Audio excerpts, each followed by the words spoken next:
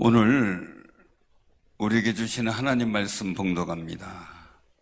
로마서 10장 16절에서 18절입니다. 신약성경 254쪽. 자, 로마서 10장 16절에서부터 18절까지 우리 교독을 합니다. 그러나 그들이 다 복음을 순종하지 아니하였도다. 이사야가 이르되 주여 우리가 전한 것을 누가 믿었나이까 하였으니 그러므로 믿음은 들음에서 나며 들음은 그리스도의 말씀으로 말미암았느니라. 그러나 내가 말하노니 그들이 듣지 아니하였느냐? 그렇지 아니하니 그 소리가 온 땅에 퍼졌고 그 말씀이 땅끝까지 이르렀도다 하였느니라. 아멘. 사람이 살아가면서 느끼는 정감들 있잖아요. 그 정감들을 어디로 느끼는 것 같아요? 우리 요한의 찬양이 일로 들었나요? 일로 들었나요? 일로 들었나요? 가슴으로 들었어요? 가슴으로 들었다면 은혜 받은 거예요. 자주 하세요. 은혜를 끼치면서 사는 게 얼마나 좋은데요. 마음은 지정의를 이루는 곳이라고 얘기를 해요. 느낌, 알게 되고 그리고 느끼게 되고 결단하게 되는 게 이 마음이라고 그러잖아요. 그래서 오늘 여기서도 말씀해 보면은 그렇게 고백을 하고 있는 거죠. 오늘 거기 한번 읽어보죠. 10절입니다. 10절. 같이 시작. 사람이 마음으로 믿어 의에 이르고 입으로 시인하여 구원에 이르느니라. 아멘. 마음으로 믿어서 거룩한 의에 이루었다. 즉 마음에 하나님 말씀이 들렸어요. 그걸 가지고 느꼈어요. 하나님 마음을, 사랑을. 그리고 내가 결단하고 회개하고 돌이켜요. 그때 하나님의 의가 이루어지죠. 믿음의 의가 이루어져요. 근데 입으로 시인하여 구원에 이른다. 그럼 9절에 보니까 내가 만일 내 입으로 예수를 주로 시인하며 또한 하나님께서 그를 죽은 자 가운데 살리신 것을 내 마음에 믿으며, 두 가지죠. 내 마음에 믿고 입으로 고백하고. 그 당시의 고백은 어떨까요? 지금처럼 편했을까요? 오늘 칠판 없이 설교하라나 보다 라고 생각하는 거예요. 근데 헌하고 좋은 것 같아요 또. 그렇죠? 참 헌하고 좋은 것 같아서 그냥 감사하다, 그냥 그 생각을 했어요. 우리가 가만히 보면 마음으로 하나님 앞에 의를 이루고 근데 입술로 고백하는데 그 입술의 고백이 얼마나 어렵냐면 당시에는 가이사 그 로마 황제에 대한 황제 승세 고백이 있는 거예요. 그래서 그 고백을 해야 되는데 우리 그리스도인들은 예수 외에 다른 것을 우상을 고백할 수가 없잖아요. 그러니까 순교의 사건도 이루어졌던 거죠. 그런데 그 속에서 그 생명의 위협을 느끼는 속에서도 내 입으로 예수를 주로 내가 시인하는 담력이 있어야 되는 거죠. 담력. 제가 그 학생 때 제가 경험했던 일들이에요. 늘상 교사 선생님이 우리 계속 체근했던 게 뭐냐면 학교에서 밥 먹을 때 당당하게 손 딱 붙들고 기도하고 먹지 괜히 그 식탁 속에다가 이렇게 책상 속에다가 손 숨기고 그냥 눈만 깜빡 감았다가 하지 말라고. 눈만 깜빡 감았다가 하면 누가 기도하는지도 모르니까 정상적으로 손 모으고 정확하게 기도하고 그리고 식사하라라는 얘기를 많이 했어요. 근데 그 처음 신앙일 때는 그게 잘 안 되더라고요. 눈만 감았다 뜨는 것도 대단한 거죠. 대단한 거죠. 근데 어느 순간 될 때 내가 그렇게 해도 눈만 감았다 떠도 알아요. 아이 친구들이. 너 기도했구나? 그러죠. 아니요. 또 이런다고 해도. 기도했어. 뭐 이러면 됐는데, 아니요. 또 그래요. 그게 처음 믿음이었어요. 근데 나중에는 누가 보든 말든 당당하게 기도하는데, 제가 이제 신학을 하고, 사회생활하고 이제 신학을 하고 이렇게 하는 과정 속에서도 직원이든 누가 뭐라 해든 당당하게 이제 기도를 시작을 했어요. 근데 제가, 금산에서 또 대전에 학교 다니고 금산에서 목회할 때 대전에서 식사하는 장소가 이렇게 몇 군데 있었는데 거기 제가 가면은 꼭 음료수나 이런 서비스가 나와요. 그럼 다른 동기 전사님들이 왔다가 주인한테 왜 우리가 올 때는 안 줘요? 우리가 올 때는 안 줘요. 그러면은 주인이 하면서 그래요. 나는 저를 가리키면서 이분은 잘 모르지만 이분을 위해서 우리 축복하며 기도해 주는데 내가 저분한테 꼭 대접해 주고 싶다고. 다른 분들한테는 안 줘요. 저만 가야 줘요. 저만 가야 줘요. 당당하게 기도하거든요. 당당하게 기도하고 당당하게 축복하거든요.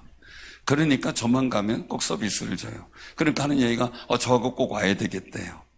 충제든지 몇 군데 있고. 그런데 중요한 거는요, 우리가 당당하게 하나님 앞에 기도할 수 있는 용기.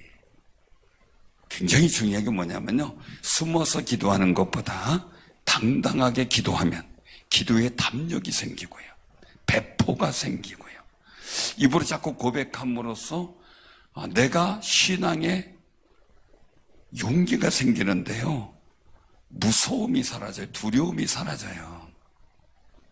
안 될 것 같은 상황이라도 기도하면 바다가 잔잔한 것처럼 잔잔해질 걸로 믿어져요. 근데 입술로 그 기도하는 것을 내가 하지 못하면 왠지 모르게 자꾸 내 마음이 오고라들어요. 자신이 없어져요. 그래서 내 기도가 나중에는 응답될까라는 걱정도 생겨요. 근데 담대하게 누구 앞에서든 기도하기 시작하니까요, 기도 응답에 대한 확신이 들어요. 그냥 평안해요. 무엇이든 그냥 하나님 앞에 기도하는 것은 다 받으리라라는 욕심도 생겨요. 그게 입으로 시인하는 일들의 고백들이죠. 우리가 마음으로 믿으면 자꾸 구원을 얻는 의로운 일들이 우리가 생길 수 있는데, 마음으로 믿는 게 내 삶으로 나타나야 되거든요. 중요한 거는 내 삶으로 나타나지 않으면 내 믿음의 역사가 무슨 의미가 있느냐라는 거죠. 여러분들의 믿음은 감추어진, 말 아래 뒤집어 씌워진 등잔불이 아니란 말이에요. 등잔불 말로 딱 뒤집어 씌우면 어떻게 될까요? 안 해봤죠? 촛불 확 뒤집어 씌우면 어떻게 돼요? 당연히 꺼지죠. 정말 믿음의 역사가 내 속에 감추인 것이 아니라 감추인 것이 드러나지 않을 것이 없다 그랬잖아요. 높은 데서 오히려 말하라 그랬잖아요. 그럼 마음껏 우리가 고백하고 나갈 때 믿음의 거룩한 역사는 커지게 되고요, 내 심령의 믿음의 담력은 점점 더 배포가 있어지거든요. 담대함이 있어지거든요. 다윗이 처음부터 이렇게 용기 있는 사람은 아니었잖아요. 양치기 하다가 어떻게 고마가 한번 시비부터 보고 사자하고도 시비부터 보고 이러다 보니까 담력이 생기니까 어떻게 돼요? 골리앗한테도 한번 덤비잖아요. 그거 이기고. 여러분 물어볼게요. 깜깜한 숲속에서 첫째, 호랑이를 만날 때 무섭다, 곰을 만날 때 무섭다, 사람을 만날 때 무섭다. 누가 제일 무서울까요? 희한하게 사자가 더 안 무서워요? 예? 사자가 오흥하고 나타나면, 여긴 사자 없으니까 호랑이로 하죠. 호랑이가 오흥하고 나타나면 뎁다 무섭죠? 근데 그 세 가지 종류 중에서 사람마다 얘기를 할 땐 사람이 제일 무섭대. 그냥 호랑이를 보는 것도 무섭지만 사람을 보면 온몸이 찌릿한데, 모르니까 말이에요. 근데 마찬가지로요, 그래, 곰하고 사자하고 싸웠어요. 근데 골리앗하고 싸우는 거 다르잖아요. 그쵸? 그런데도 불구하고 그 믿음에 하나님이 함께 계신다는 믿음을 겉으로 표출한 게 다윗이에요. 사자 앞에서도 표출했고 하나님 나와 함께 하신다. 그죠? 곰한테서도 표출했고, 그 다음에 또 누구한테도 해요? 골리앗한테도 한 거죠. 그러니까 어떤 공포, 두려움, 사울이 자기를 죽이러 오는 괴로움, 이 모든 것이 자기를 엄습하고 옥죄려고 해도 다윗은 끄떡하지 않아요. 왜요? 하나님이 함께 하신다 라는 고백적 행동이 있기 때문이죠. 다윗이 자고 다윗이 볼 때 사울이 자고 있어요. 하나님이 함께 하지 않으시면 어떻게 했을까요? 단칼에 죽이죠. 근데 하나님이 두려운 거죠. 그 하나님 의식하죠. 그러니까 어떻게 돼요? 살리는 거예요. 왜? 하나님이 죽이는 걸 싫어하시니까. 하나님이 기뻐하시는 방법으로 힘들어도 해나가는 용기. 암미 옆에 부하들은 생각해 볼 때 어리석은 짓이죠. 왜? 단번에 끝날 일을 왜 그랬는지 몰라. 그죠? 그런데 다윗은 그게 아니었던 거죠. 하나님이 나와 함께 하신다는 그 의식에 대한 표출이죠. 그게 말로 다 고백이 되는 거죠.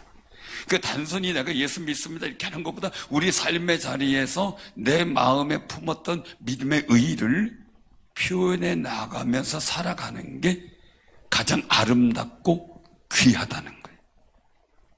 그게 놀랍고 귀한 거예요.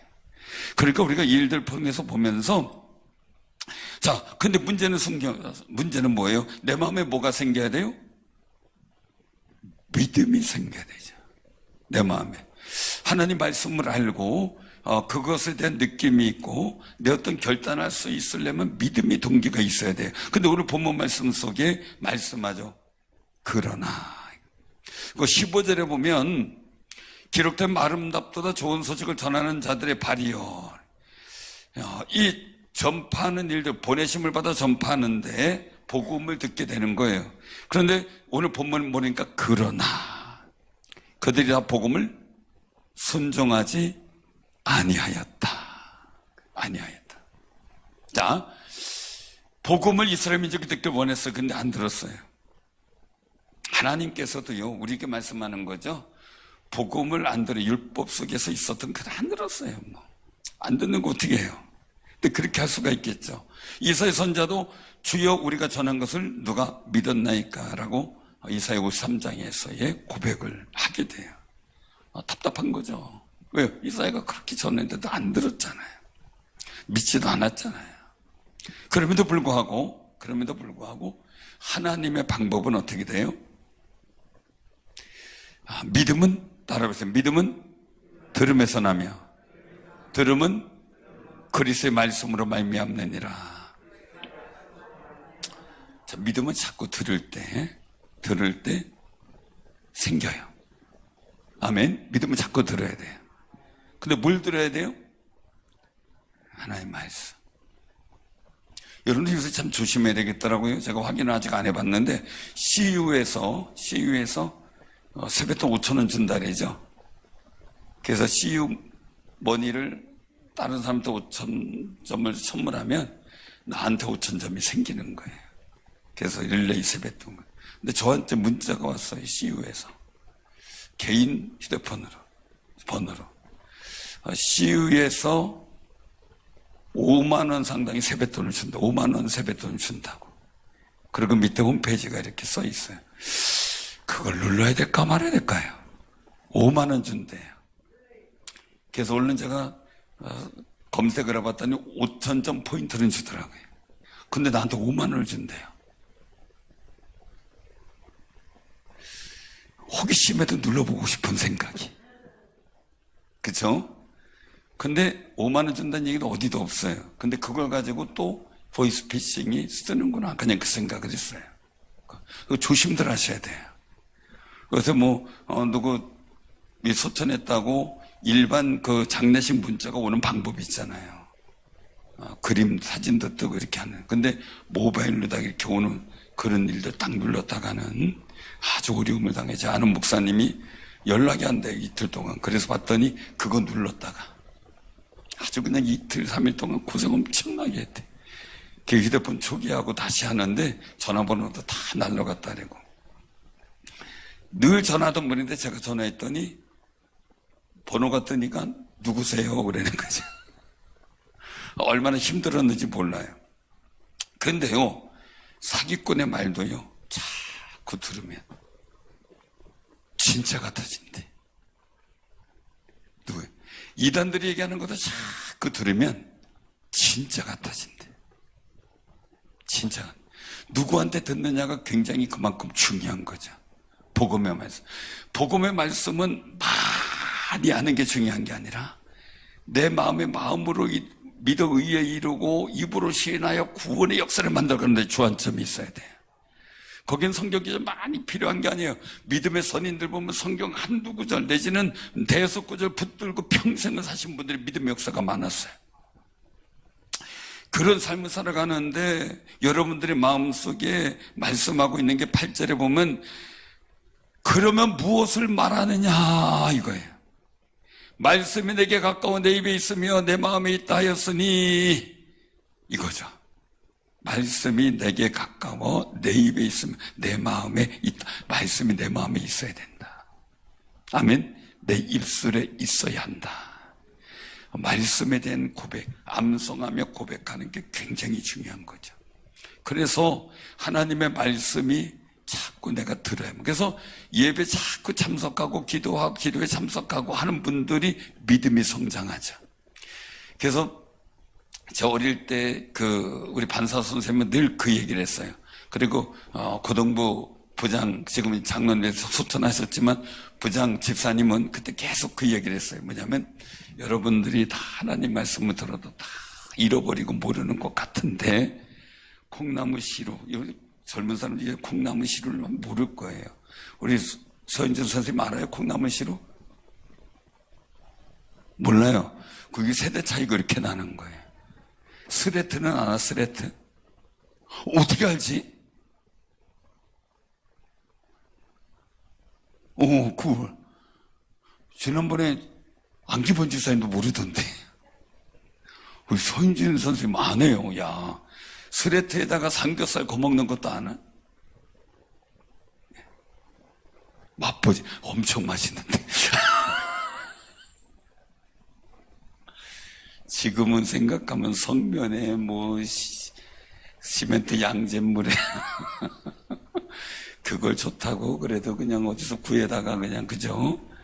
깔지도 않고 돼지배기 가다 쓱쓱쓱 닦고선 그냥 맛있다고 기름이 싹싹 스며들고 아주 그냥 바짝 잘 꺼진다고 먹었던 침 흘르죠? 그런 때가 있었어요. 그런데 우리가 여러 가지 이 상황들 속에서 이 콩나무 시루를 얘기를 하면서요, 뭐라고 얘기냐면, 그거는 물만 보도 안 자라는 것 같은데 물 밑으로 다 빠지는데 검은 천만 덮어놓고 하루만 지나면 부스고 있다는 거죠. 그리고 또 그냥 이런 양동이에다가 나무 2개 걸쳐놓고 시루 떡지는 시루에다가 올려놓고 거기다가 삼배천 하나 깔아놓고 콩나물 콩을 갖다가 넣어놓고 부면은 쑥쑥 크잖아요.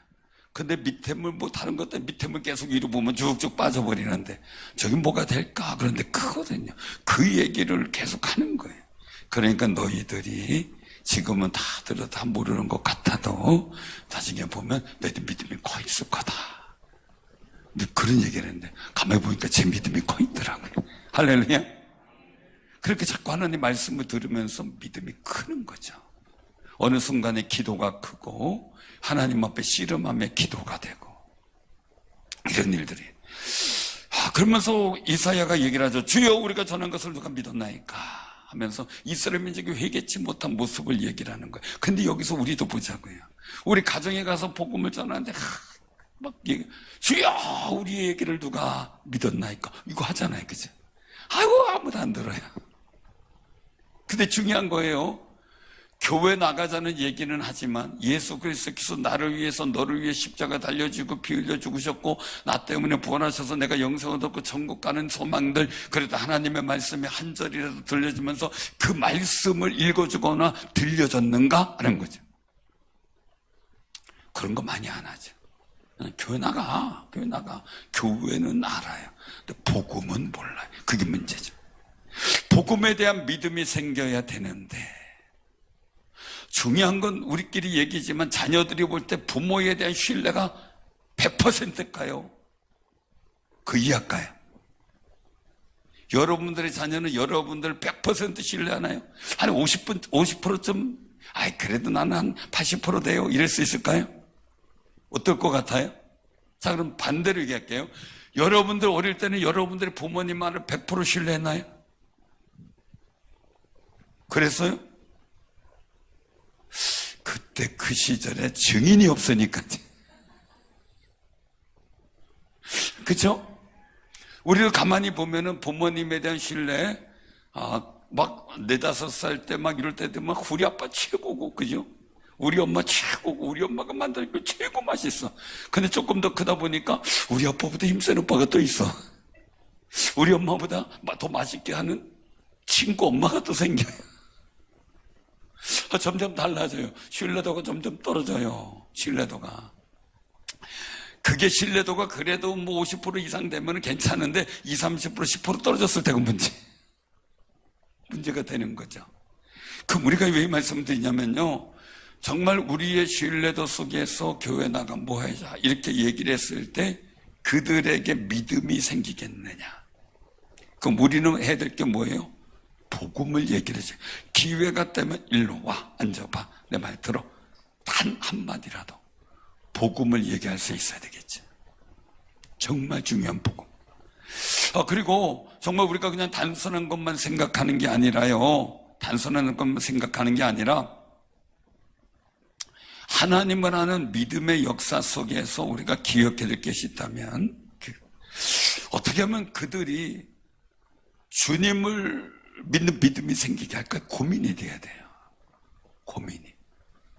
그래서 오늘 여기서 말씀하잖아요. 그리스도의 말씀으로 말미암는다. 믿음은 들으면서 나는데 그리스도의 말씀을 자꾸 들어야만 믿음이 생기는 건데, 우리도 작년 1년 동안 계속 성경 읽으면서 생겨난 믿음, 뭐 다 잃어버린 것 같아요. 뭐 배운 것도 없고 그러고 느끼는 것도 없는 것 같아요. 근데 콩나물 씨를 생각하지.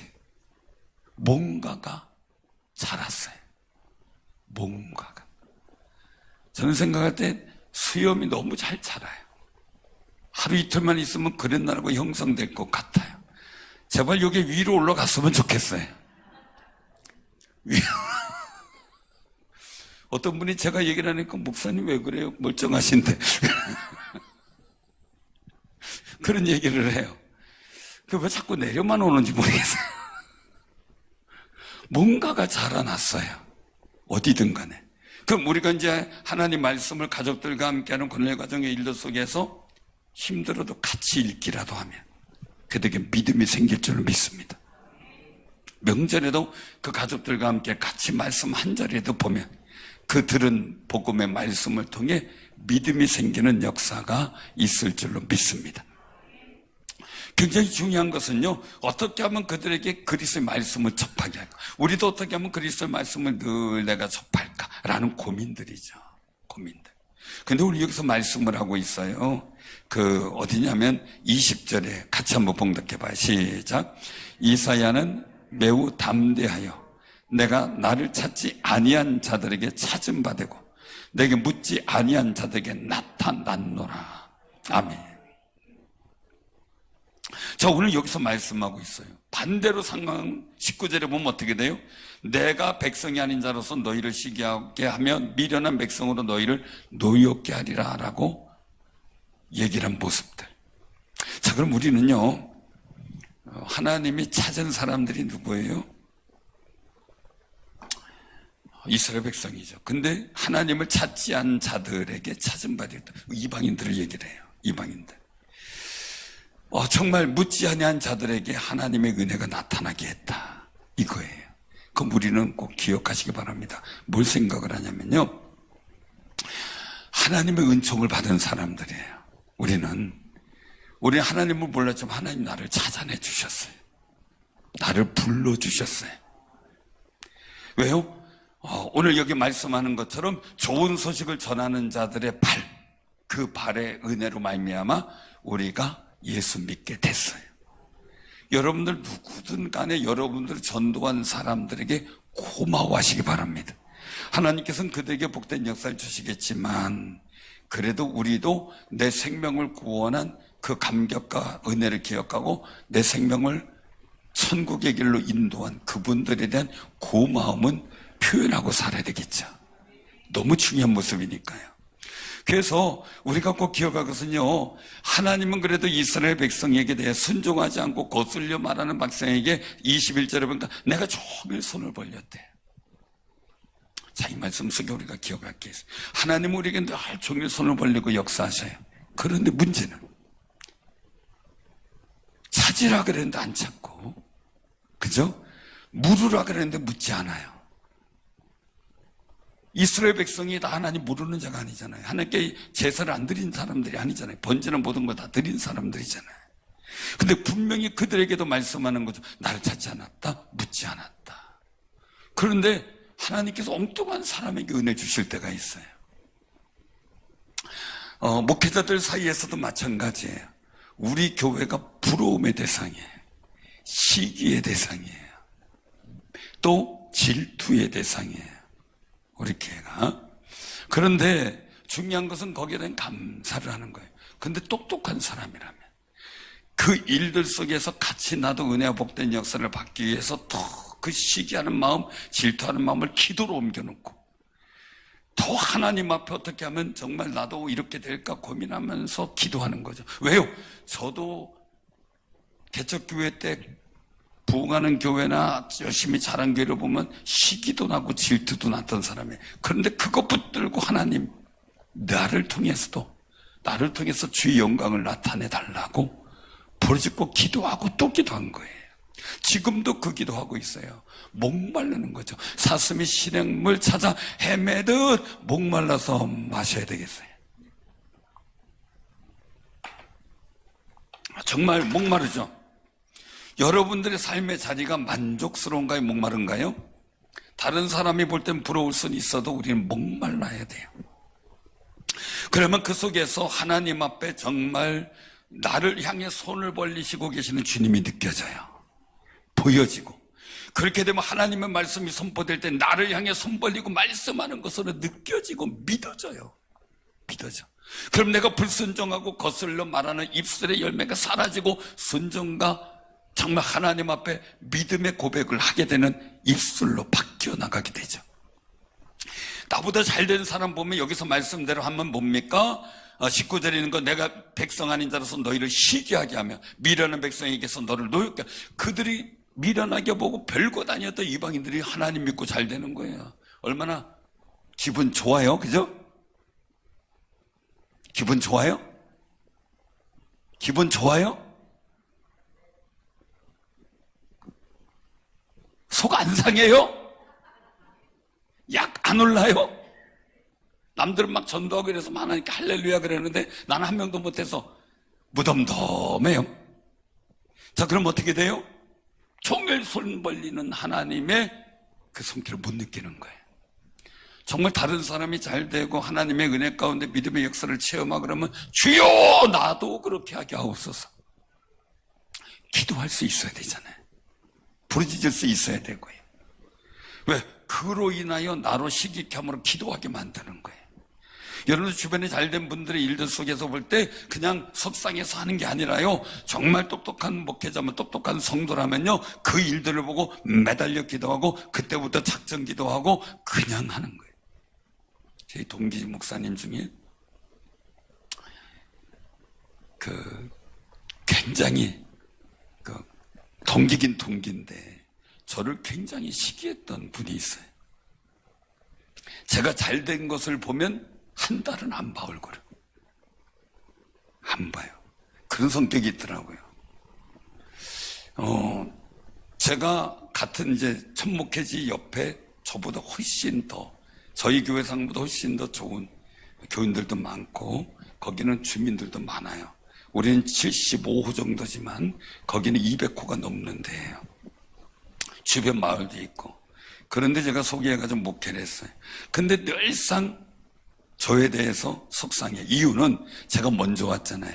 먼저 왔는데 금강교회가 잘 되니까 소문이 나니까 저에 대해서 좋은 소문이 많이 났어요. 주변 선배들이 인정을 했어요. 그러니까 그게 엄청나게 자존심이 상하나 봐요. 시기가 나나 봐요. 근데 그러고 있다 제가 또 다른 목사님이 계시던 교회 가버리니까 더 그냥 그다음부터 한 1년 안 보더라고요. 1년 안 봐요.